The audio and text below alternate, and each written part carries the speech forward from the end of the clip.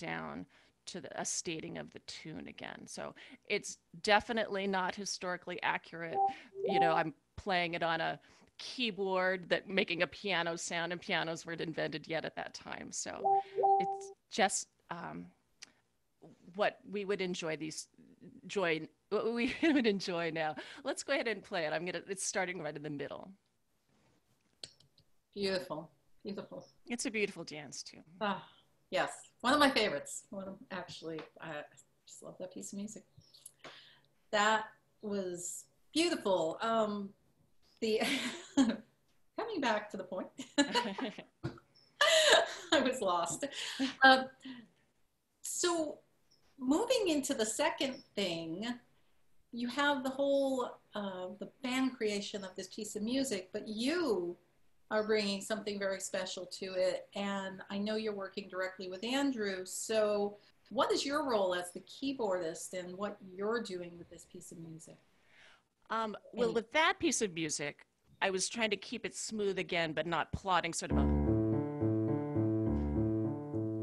as a pianist, my job is to make sure that everyone can hear where the beat is because we're dancing to it. And I'm also with the accompaniment. The accompaniment is the part of the music that is not the tune or the melody. I'm trying to set the mood to it. So with Flor and Phaon, it's right. This next tune that I'm going to play for you is a new tune with a completely different feeling to it. This is Lucy's tune, and it was written last year for Lucy Weinstein, as it was an auction item at the New London Assembly, and the auction benefited CDSS. So I wanted something for Lucy, who is just really a fun person and really fun to dance with. I wanted something really kind of fake, dramatic, and kind of bouncy for her. So this is called Lucy's Tune. Orly Krasner was part of the auction, and she wrote a dance to this as well. So at this point, I'm not really sure if Lucy has actually danced to it, but it's really a wonderful dance. This is Lucy's tune. I'm first going to talk about my approach to piano playing and illustrate it with this. First, I'm going to think about a bass line, right, with that. So if in two is actually 4 counted fast. So instead of 1, 2, it's really 1, 2, 3, 4, 1, 2, 3, 4. And in those 4 beats, I'm playing 1 and 3 on the bass right now. 1, 1, 2, 3, 4, 1, 2, 3, 4. But if I want kind of a Latin feel to this, so I'm going to add the 4th beat as well. So it's going to be 1, 2, 3, 4. 1, bum, bum, bum, bum, bum. Oops. Then the standard backup with the other hand would be the chucks, boom, chuck, boom, chuck. But if I took that second beat and scooted it over just a little bit, then I get dum, da-dum, bum, bum, da-dum, bum.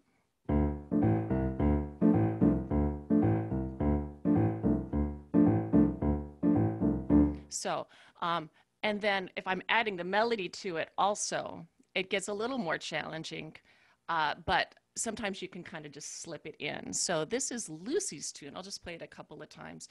A brand new dance by Orly Krasner.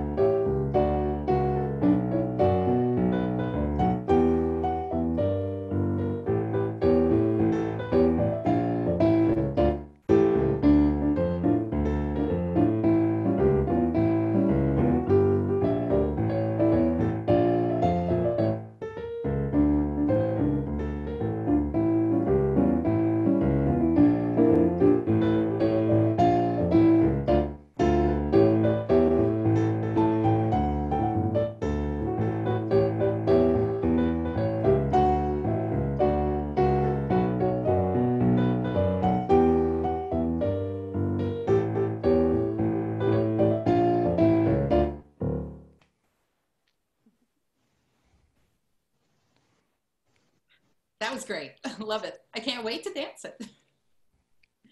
Sounds wonderful.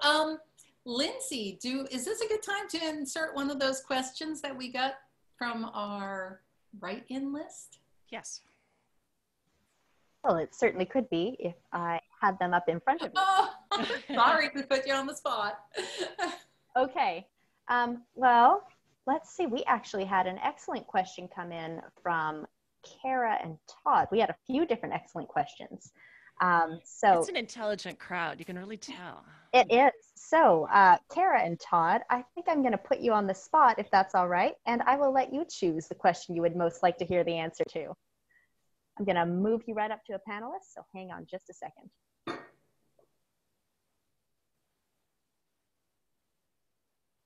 All right, you should be on board. You're welcome to turn on your video. Hello. Hi, Rebecca. Thank you for doing this. Thank you. I think what I most want to ask is, I mean, you slightly addressed it, but how do musicians play a tune differently if they're playing it for a dance as opposed to just playing it for entertainment? Well, playing it for the dance, the beat has to stay really steady. And it has to go a particular speed, and usually the caller will tell you exactly what speed to play. But if you're playing it for your own entertainment, then you can take liberties with the tempo. I have a tendency to play the slower tunes slower and the faster tunes faster. So I have to be really careful when I actually play them again for a dance that I'm playing them the right speed again. That's basically it. Again, we just take turns with the tune and start messing around with it. As a band, playing it for a dance, all of that is kind of not instantaneous, but the arrangements are created right on the spot. And that's really one of the most fun things about playing this kind of music, is this kind of spontaneous chamber music kind of. So I'm listening really hard to what the other musicians are doing and trying to stay out of their way a little bit too. So if Jim is playing a high harmony line, I'll stay underneath it, or vice versa. I'm kind of listening to where they're playing. So good question. Thank you. Thank you both.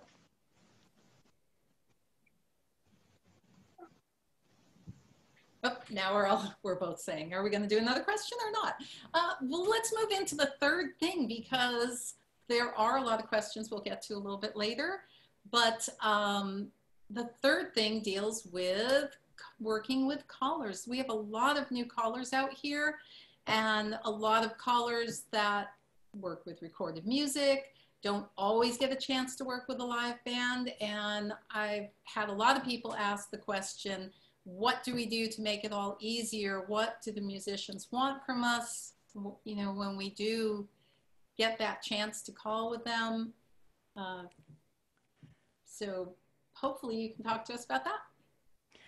I am so glad you asked this question, and I hope that you guys all have a chance to work with musicians. We are easy and fun to work with. It's just like starting your player. Once you get it started, things put along. But the place in the music where I'm most likely to get tripped up is this ending. And this is going to be the audience participation part of our program. I'm going to give you a chance at home to signal the ending. So here's the deal. I'm going to play for you a tune that I wrote called Autumn Moon. And this was a dance that I wrote for Christine Geil, who lives in Seattle, who noticed at a ball, the Mad Robin ball, I was on stage and the door was open and I was cold on stage. And so she handed me her shawl, beautiful hand knit shawl.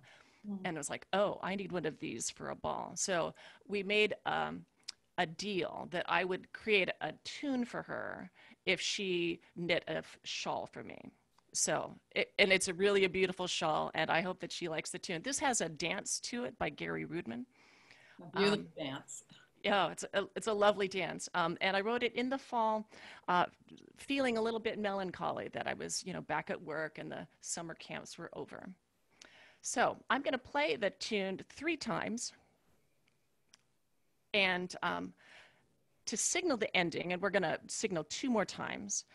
When that happens is at the end of the time before that.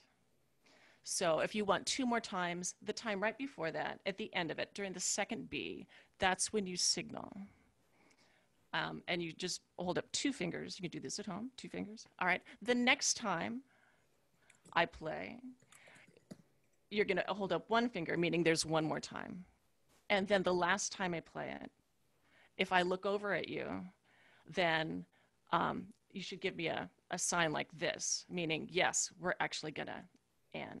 The reason why it's signaled ahead of time is so that as a band, you can figure out an ending and end this gracefully. You know, I can make sure that I'm not ending on some light, flighty sort of thing, that I'm coming to a logical conclusion. All right. So this all sounds very easy, except there are some obstacles. The first obstacle is that I'm not going to be looking at you. I'm going to be looking at the music.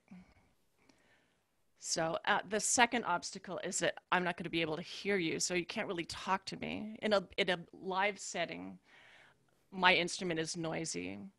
The band members' instruments are noisy, and if they're not noisy enough, there's a sound coming right at me, you know, the monitor. So you can't just say, hey, okay, 2 more times, because it's hard to hear.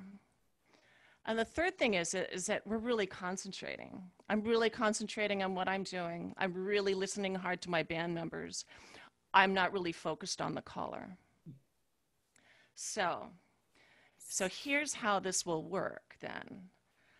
I'm going to play the tune, and I'm going to tell you when the A parts and the B parts are. But when you get to the second B, hold up your fingers, and I'm going to look up.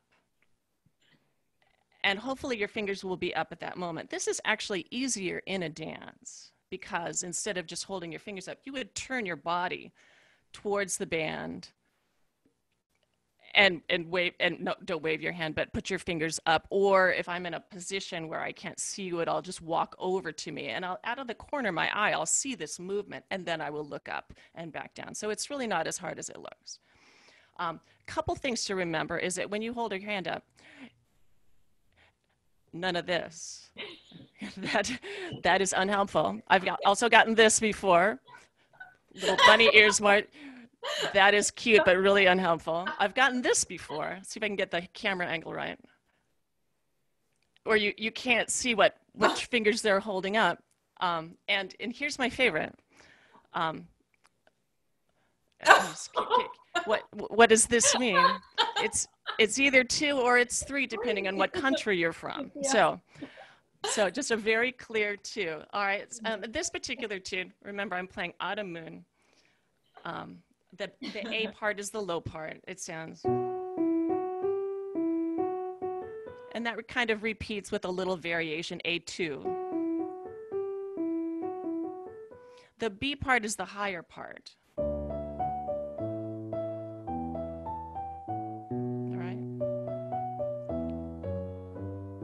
And it repeats, and that's when you're going to signal, and I'm going to look up.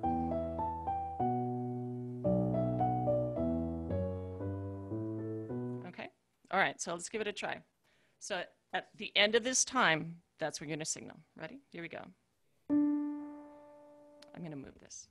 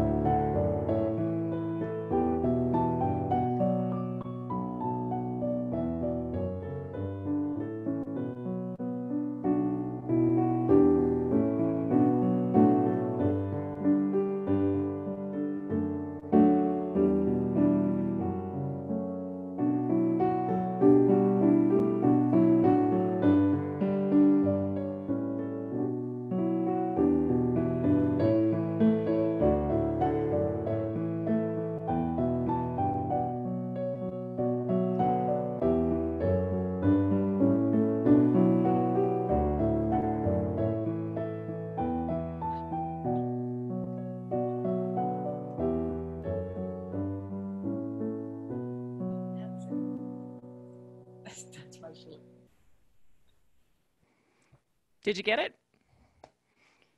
Yes, hope so. Good. Hope so. Everyone had a chance to practice. Good. That's wonderful. Thank you. I know when you're not used to calling with a band, it's scary. And you just want to make sure you love the musicians so much and you want to make sure that you're doing everything that you can to make their job easy. Well, absolutely. And what you really have to remember is that everybody wants it to go well. Everybody does. So if I make a mistake, my band members are right there to help. If the caller makes a mistake, there's people that will just kind of move things along. So there's really not a problem. The one thing that I did want to say is that if you do get busy as a caller and can't signal at that time, and you do the 2 fingers right at the beginning of the tune, it's confusing. It's confusing to me because I don't know, well, do you want 2 more times now, or do you want this one plus another 2? There's confusion in my mind. So if you could hold up 2 fingers and say this and 1 more, and I'll be able to read your lips, making it real clear that, oh, okay, this 1 and 1 more. So great. Thank you. Lindsay, we're going to put in another question from our list of questions or our hands raised. Perfect. I don't see any hands raised now, although we had a couple earlier. So if anyone does have a question, please feel free to click the button raise hand. In the meantime, I did want to say that people on Facebook really seem to love that little demo that you just gave, Rebecca. Lots of people interacting and talking about signaling. And Joan says, very helpful. I rarely get to work with live music. Katie here in Zoom said you ended right when I signaled you to. Yay. All right, so let's see, questions. Here is a question that I'm really interested in because I'm a musician as well. How does dancing affect your playing, and how does being a musician affect your dancing? That's a really great question. I love to dance. Started out as a contra dancer. Started out as a contra dancer in Pasadena, as a matter of fact. But anyway, I think that being a dancer really helps you think about how long each move is. So when you're helping with the teaching and they say, okay, right hand's round, you know exactly how long that's going to take and can feel that in the phrasing. I think it really helps my dancing for that same reason, knowing the phrasing and hearing that phrasing. I don't have to count the beats in my head. I can just feel where that is. The thing that I really noticed about dancing, English country dance, because I had been playing contra dances and I've been playing English country dances for a while at Berkeley and in Sebastopol. Those are my 2 local dances. And so I knew people there. I knew the dancers there enough to say hello and that kind of stuff. But when I became the programmer for HTDS in 2013 and 2014, and they give you a year to learn how to do this ahead of time. So when it came to be that year, I realized, oh, I'd really better learn how to be a better English country dancer. And so I started making a point of going to dances to dance. And that's when the whole community sort of opened up to me. I just felt like I was more a part of things. And I started carpooling to the dances with another dancer, and that opens up friendships. And then with one of those dancers, we started a little dance in my community, the Napa dance. And I really notice it when I haven't been dancing with that group if I'm playing instead, because I lose that sense of friendship. So it's been really great for me, both ways. That's wonderful. It's so nice to know that you started in Pasadena, which I didn't realize that. Yeah. Started dancing there and started a contra dance band with Forrest Carroll and Anita Anderson called We'd Rather Dance, WRD, ages ago in the early 80s. I like it. There was a question, if we back up one little thing that I thought was really worth asking. So I'm going to let Lindsay take care of that. So Claire is watching on Facebook right now, and she typed in an excellent one. Her question is, where do you get your inspiration when writing a tune, especially when it's commissioned? Oh, that is a great question. In fact, I'm going to answer that more fully as my thing number 5. That's how great that question is. But if I'm commissioned a tune, I always ask what sort of tune they would like or their interests. And what I try to do then is think about experiences in my own life that apply to that. So, for example, Tanya and David Edgar won a tune and they wanted a dance for their 40th wedding anniversary. So I wrote a waltz to that. And I thought when I wrote it, I thought about the people in my life that had really long marriages. You know, my grandparents had a long marriage, my parents did. Um, and I thought of those experiences so that my internal emotions about it would reflect into the tune so that other people could hear that, hopefully. Who knows? Wow. But anyway, that's what I do. That's great. I love it. That's great. It's so wonderful to learn these things about the people that we've been admiring for so long. Let's continue on with the next thing, because we do have the 2 last things to talk about, and they're good ones. For thing number 4, you do this wonderful work producing these CDs of music, the recreations for Andrew Shaw, and other things that you do with Persons of Quality. So can we talk about producing the CDs? Yeah. And somebody earlier, as a written question, had asked about how the tunes are chosen. When Andrew Shaw asked for Farnacle Huggy, this is our first working together. He had done other CDs with the 2 Pauls, Belshazzar's Feast, and now he wanted to work with a California group. So he already had in mind the pieces that he was going to use. So we just got the tunes and got the band together, and then the production of the CD is kind of just making it all happen. So scheduling the studio time and all of that. And then thinking about also, since you're scheduling this expensive thing, this studio time, you know, how is this all going to get paid for? So thinking about kind of the budget of the project, these projects also have a book. So the production of the book also helps to offset the cost of the CD, that kind of thing. Getting back to the tune selection, the second CD that we did, Next of Kiniston, was a band production. These were older tunes that Andrew had already done previously, and we just went through them and chose really good tunes. So those are all based on good tunes. And then the last one, Elephant Stairs, I had a larger role as an advisor kind of thing for choosing the tunes. Some of them he had already chosen because those are the dances that he wanted, but then there was kind of a long list of other tunes, and I went through and kind of gave it a numbering system on a scale of 1 to 10, how much I like the tune. So, and he kind of was able to kind of choose from that. So he's definitely driving the project, but I had a little bit more say in it. I wanted to talk a tiny bit about the economics of doing this. Not as a complaint, but I just don't know where it is all going, because currently CDs are sold. The band can sell CDs, and that helps to offset the cost of the production. And then if you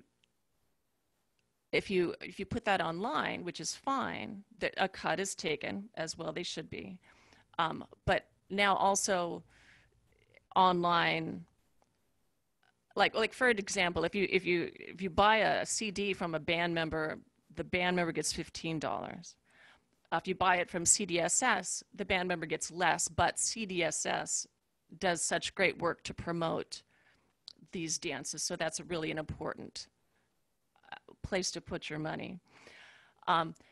Online things, if you just take one track, let's say that you're preparing for a ball and you need the track to Apollo and Daphne, and you buy that, then the musicians get just the like $1 of that. If you stream it, then it's many, many times of streaming will give you a penny. And it's really interesting to get the readout. They send you a sheet periodically of places where your recording has been played, and it's like, oh, I've been played in Australia and France and all these wonderful places, and you'll see, after it's like a penny after all of those things. So I'm just concerned about for the time in the very near future when CDs are no longer sold, when nobody uses those anymore, that that musicians won't have something to sell to offset the cost of producing the work. So certainly something will happen. I'm just not really sure what.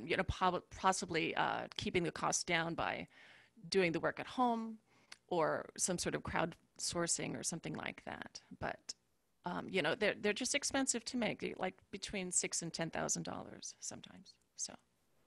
Wow. Anyway, I would toss that out there. But that's a large subject, and probably I don't want to talk about the economics, and I don't have all my numbers in front of me. I do want to play a piece, though, that is part of, speaking of new projects, this is Gary Rudman's. Can you see this? Gary Rudman's new book. Closer. Closer. Yeah. There, yes. Yeah. Calculated, mutual use of calculated figures. And I just got this last week or the week before because he sent it to me because I have a tune in it. I'm very excited about that. So I think it will be out shortly. I'm not exactly sure. I have a tune in it. And he does the same thing. He produces these, and then he will occasionally pull out tunes and make recordings. And I'm sure that the cost of these books help offset the cost of the recordings. Anyway, I'm going to play my new tune, Ashes. It's for the dance called Renewal, of course, by Gary Rudman. I wrote Ashes in 2017 in response to some terrible fires that we had in Northern California. So I'm going to entertain you with songs from a different crisis.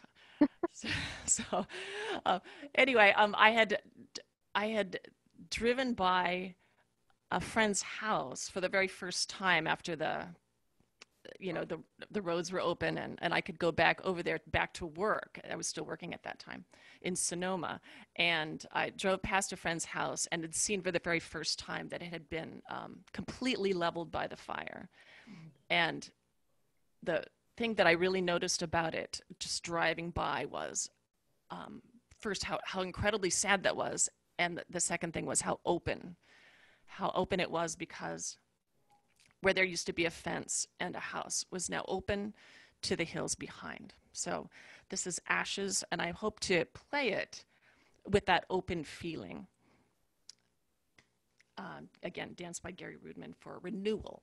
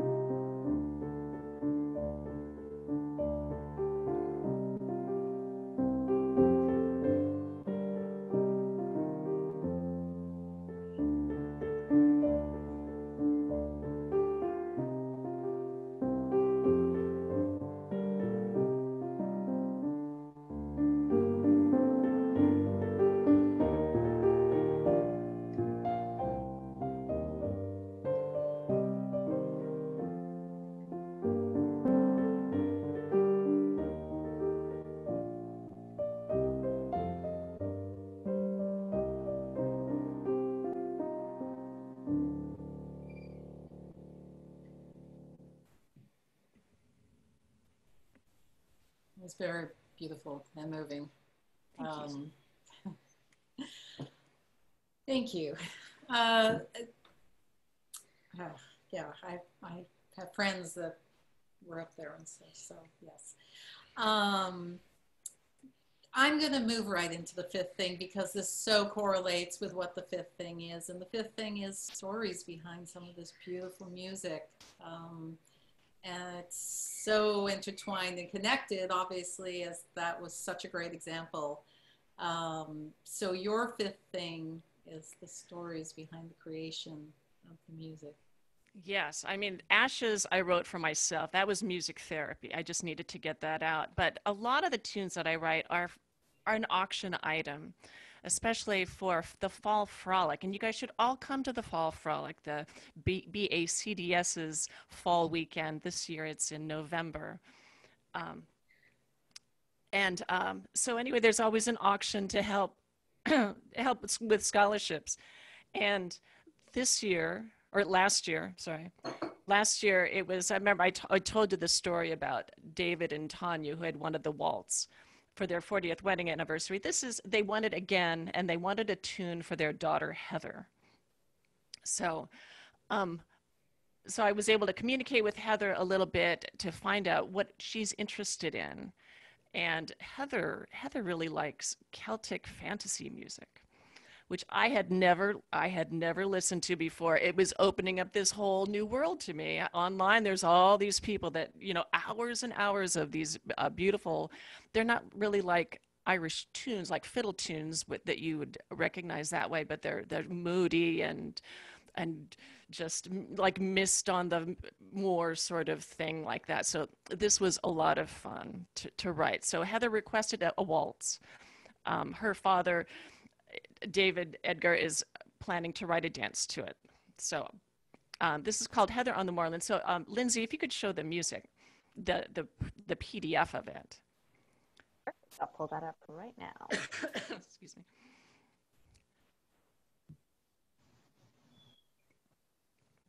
Here we go. So the deal is with these auction items is that, or my deal, it is anyway, that you get the printed music and then you also get a recording. So this is the printed music.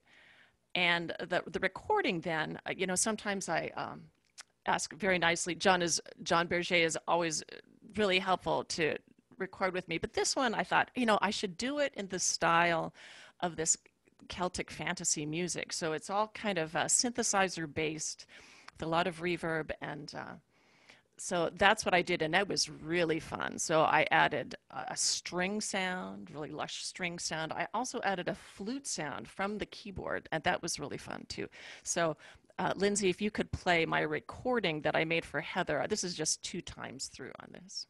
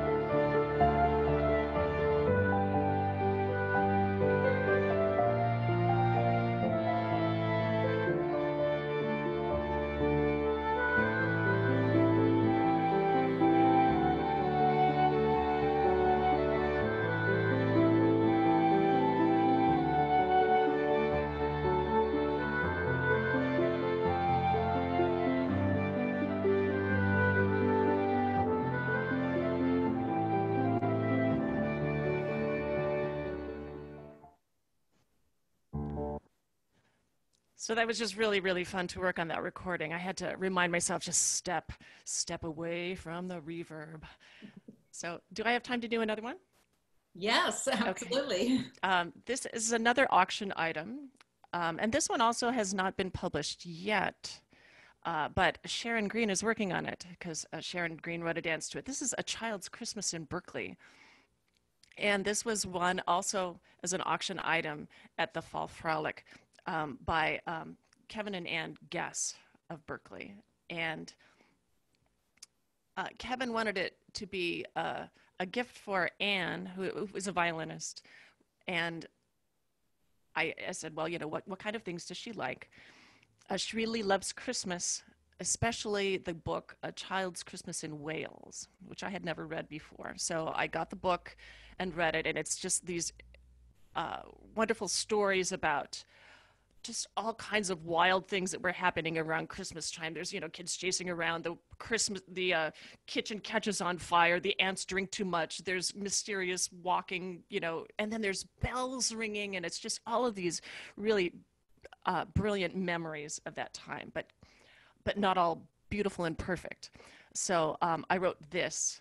I just want to make a note that in the wonderful, and I'm so glad that he did it, the Barnes 3 book that Kate Barnes put out, and he's going to come next week, right? There's a mistake in it. So there's a very important C sharp in the B part that is missing. So anyway, this is A Child's Christmas in Berkeley for the dance by Sharon Green, who's working on a CD for this. And I'm not, with this whole shutdown, I'm not exactly sure when that's coming out, but the tracks have already been recorded, so it's in post-production. So here's A Child's Christmas in Berkeley.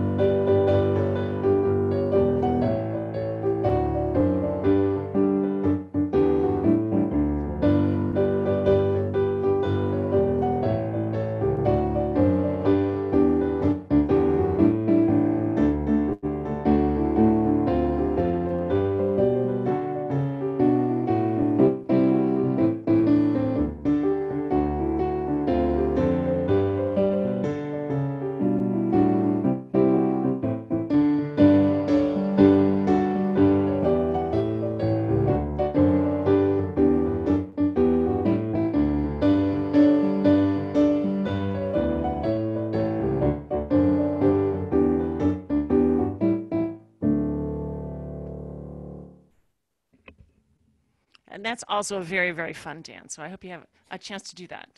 Love that tune. Love that. It's so, it just so reminds me of my childhood. So it's really wonderful storytelling from a musical point of view. Oh man, we still have a few more minutes. So we're going to go ahead and ask you a couple other questions. One is, I have to ask you our favorite question, the one that everybody asks. What is your favorite dance? Well, there are many, many wonderful favorite dances, that's for sure. But I think I would have to say that my absolute favorite one is Farnacle Huggy. Oh, it's not often done at a regular dance because it's very difficult. But I just remember one of the first times meeting Andrew Shaw at the Mendocino Woodlands Camp, the Hades. It wasn't Hades, and it was the BACDS's English Week at the Mendocino Woodlands. And I don't know if you've been there, but it's in the kind of the redwoods, and there's a beautiful dance hall there. And he was teaching a workshop in the morning, teaching this dance. And I remember just kind of, and I was the only musician to play for that particular workshop, just looking out the windows at the redwoods and playing this one tune, this Farnacle Huggy over and over, and in his handwritten script that he wrote it out on. And it was just mesmerizing, and just like, and seeing these people that I knew to be really good dancers struggling to learn this dance. And I just thought, who is this man and what is this dance?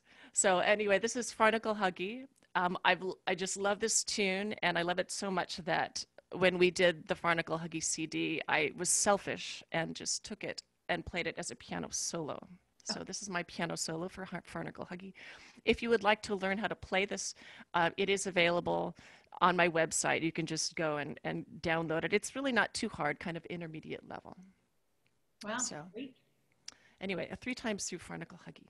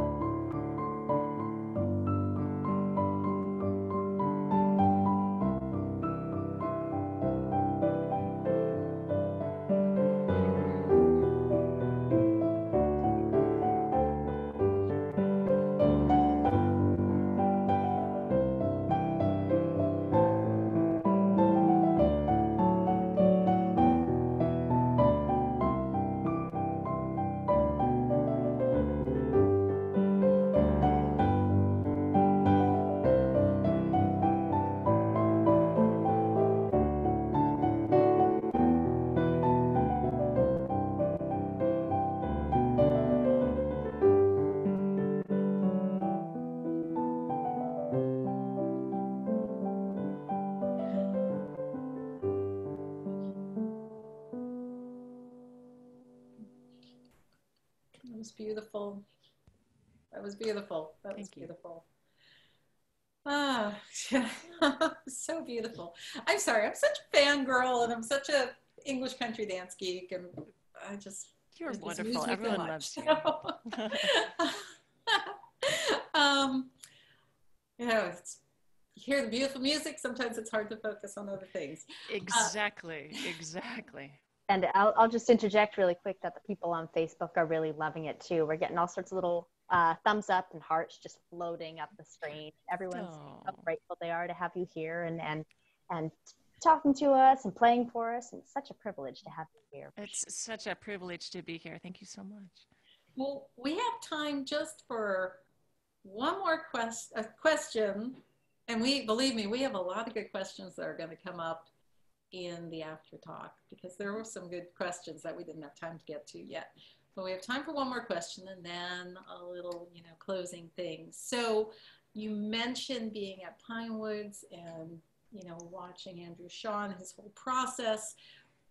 And we know that Pine Woods is an amazing place out in the woods, but where are the memorable places that you play? Where was your most amazing place for you that you ever played because it moved you so much? Oh, and that is wonderful.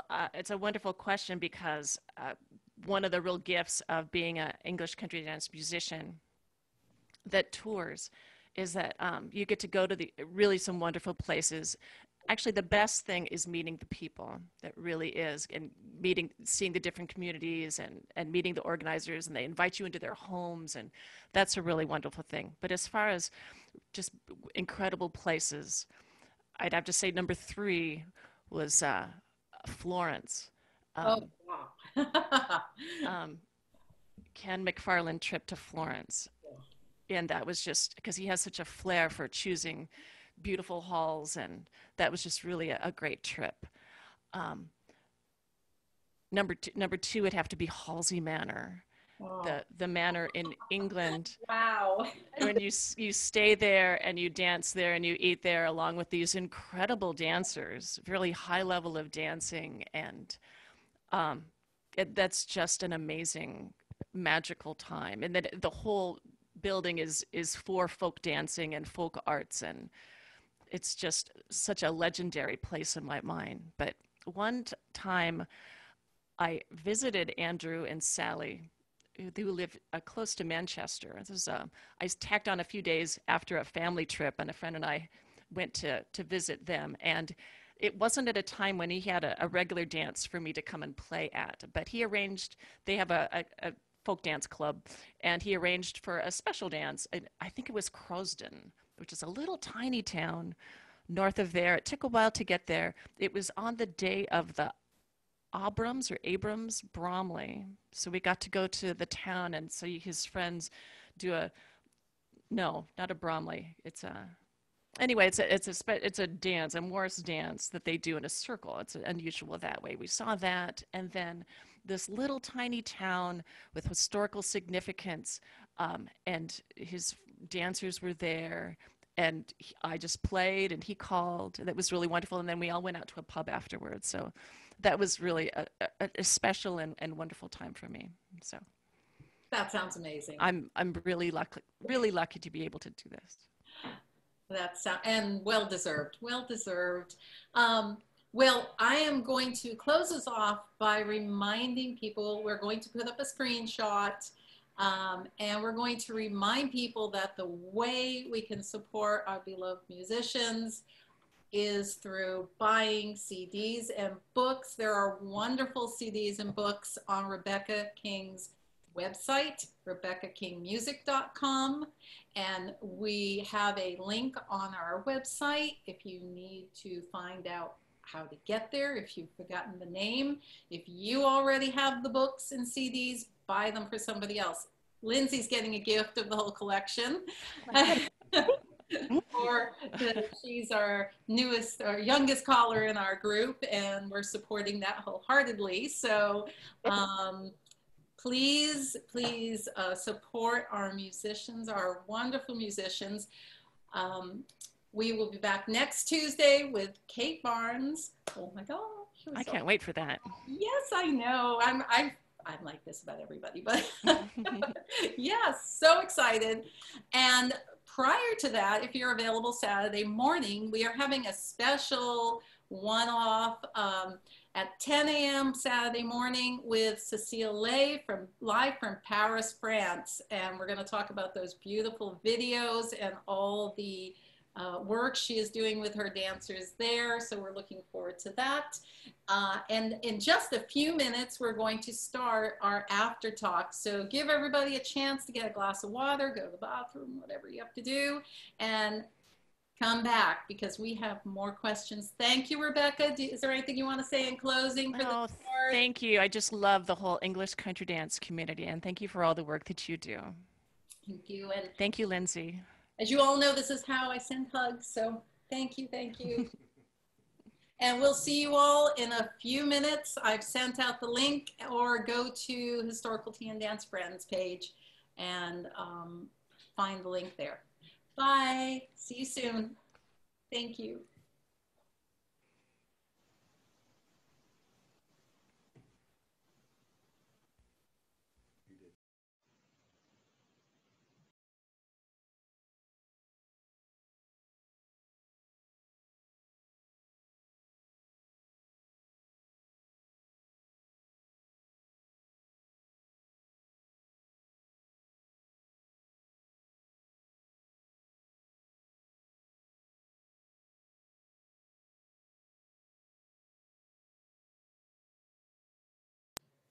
There we go. We're ending the web chat, and we'll see you soon in the after talk.